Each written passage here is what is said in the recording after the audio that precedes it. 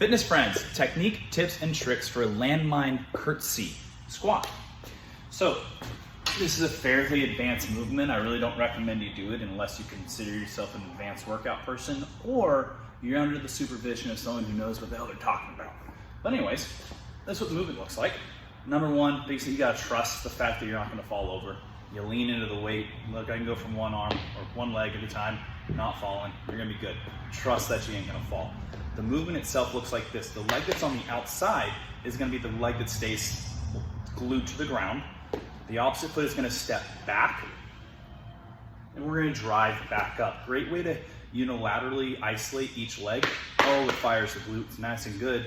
Now let's go over mistakes that I see people make here. Let's look at the back leg, or the leg that's moving. We wanna take a step backwards, essentially. Yeah, it goes out to the side a bit, but it's gonna be more back.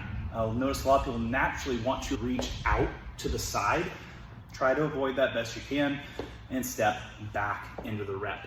Next, we want to talk about our knee. We want to try to keep the knee within your toe box best you can and keep it from wavering in and out. So just pay attention to that, make sure it's nice and still. We have control. In our cycle at Full Circle Fitness this time, we're hitting 2 different ranges of motions. We're looking for 3 reps full range of motion, and then 3 where you're not going quite as low. So it's gonna look like this. Imagine I'm hitting my 3rd rep here, knee to the floor, stand back up, and then we're just going about halfway down, stand up.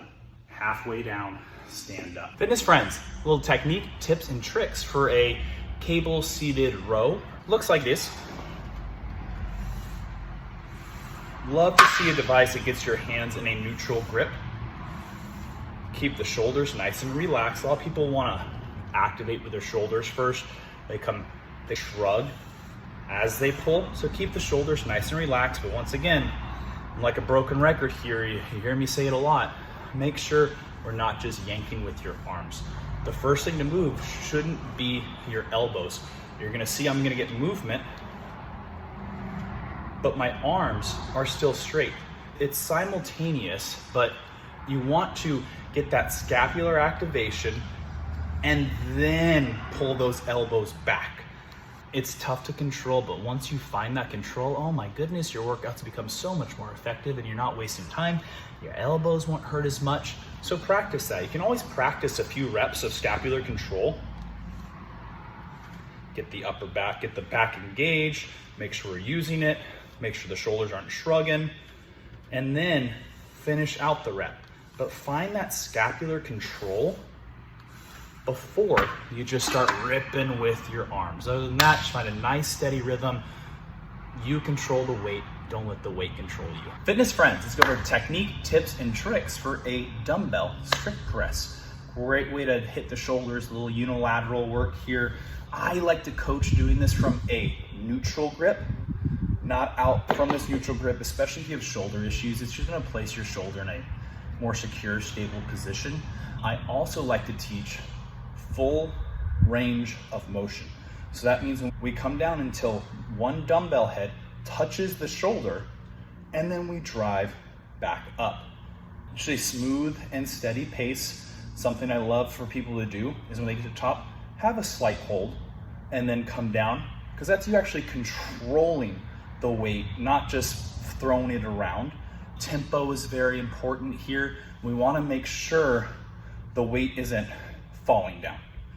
Have that control. It should take a good 2 seconds before the dumbbells come all the way back down. Keep those elbows in nice and tight. We don't want them coming out and wide. So keep them nice and close. Smooth and steady is the name of the game. Fitness friends, technique, tips, and tricks for a drill I like to call hip opener with a hinge. So the goal of this is teaching us to control external rotation in the hip, and we get a little hamstring isolation as well. So what the movement looks like is so. We raise the leg up, smooth and steady till it's at 90 degrees. We open it out, and then when we hit our end range of motion, we're going to hinge at the waist, building up tension in the hamstring, all while trying to keep this area completely still. Come back up, leg comes in and down. Seems silly, a lot going on, but we're working on a lot here. Once again, we're trying to learn how to control external rotation in the hip and a lot of balance work going on, targeting the hamstring. I think a lot of people focus too much on isolated movements these days and not actually how to control their bodies. And that's what this drill is for. It's more so for awareness, teaching you how to control your body, because something very simple looks simple. Everyone I show this does it completely wrong to start. I want you to pay attention to like how far my knee goes when I open up. That's as far as I can externally rotate my hip. But look, I can go a lot farther. See how much farther I took my leg? But at that point, I'm not isolating, externally rotating this hip. I'm also twisting my entire torso, my hips, and that's what's allowing me to go farther. And that's what everybody does for this movement. They come up, they don't externally rotate this hip, they just twist open their hips. Ah, look how far I went, I'm really good. And that's why adding in the hinge is really good for this drill as well, because if you do twist, well shit, now I see my chest is facing this way and I can't hinge properly because my hips aren't in the right orientation. So it teaches good awareness, and a lot of you are gonna find you won't be able to go as far as you think. Boom, hips are still squared forward, I can hit my hinge, load up the hamstring, pull back up, control slow and down. Put your hand on something for this.